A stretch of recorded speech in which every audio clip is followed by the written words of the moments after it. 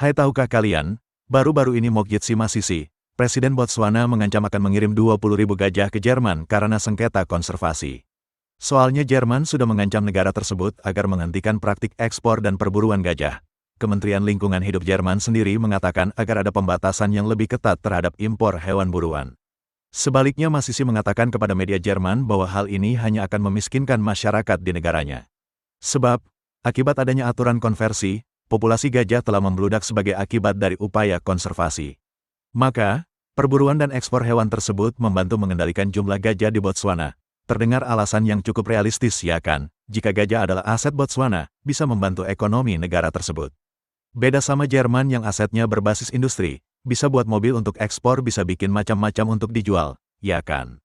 Alasan Jerman Botswana harus melindungi gajah adalah melanggar aturan buatan Barat, tapi pihak Botswana memberikan satir yang getir, yakni, jika mengutamakan gajah dari kepentingan rakyatnya, artinya adalah membuat gajah sejahtera, dan rakyat Botswana menjadi miskin dan menderita. Bahkan pada saat ini terdapat lebih dari 130.000 ekor gajah di Botswana, atau, dengan kata lain, sepertiga populasi gajah dunia ada di Botswana. Tetapi, kawanan gajah justru sering menimbulkan kerusakan pada area pertanian. Sangat merugikan rakyat jelata yang mengandalkan hidup mayoritas dari pertanian. Bahkan, menurut Presiden Botswana Mokgweetsi Masisi, gajah di negaranya sering menyebabkan kerusakan pada properti, pagar, pohon-pohon, bangunan mahal, dan memakan tanaman dan bahkan menginjak-injak penduduk. Korban jiwa juga tercatat tidak sedikit. Botswana sebelumnya telah memberikan 8.000 ekor gajah kepada negara tetangganya, Angola, dan telah menawarkan ratusan ekor lagi kepada Mozambik sebagai upaya untuk menurunkan populasi gajah.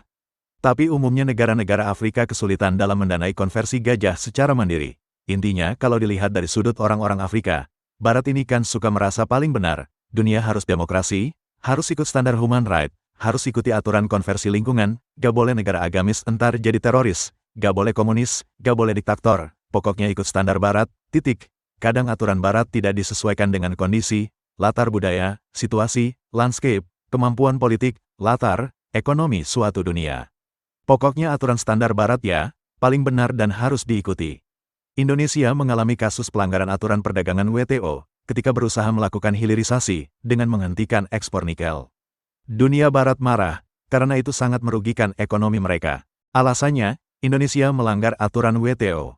Contoh lainnya dan lebih ekstrim seperti, Libya pernah diserang oleh sekelompok negara Barat pimpinan Amerika dan dihancurkan. Ya kita tahulah nasib Muammar Gaddafi. Di Irak, Saddam Hussein digulingkan dan ditangkap. Dikeroyok ramai-ramai. Belum lagi terhitung negara seperti Kuba, Venezuela yang harus menerima berbagai sanksi Barat dengan alasan melanggar aturan dan biasanya alasannya adalah diktator dan tidak demokrasi. Tapi ironisnya, mereka hanya berani sama negara kecil dan lemah. Lihat contoh lain yang sangat berbeda. Cina juga bukan negara demokrasi, Rusia juga dianggap bukan, Iran juga bukan. Korut apalagi, tapi risiko menyerang dan menghukum negara-negara ini sangat berat bagi Barat, jadi mereka tidak bisa diperlakukan sama. Hal yang membuktikan betapa sebenarnya segala hal dikuasai oleh kepentingan politik dan ekonomi sebuah, atau sekelompok kekuasaan yang lebih kuat dan dominan, bernama Barat.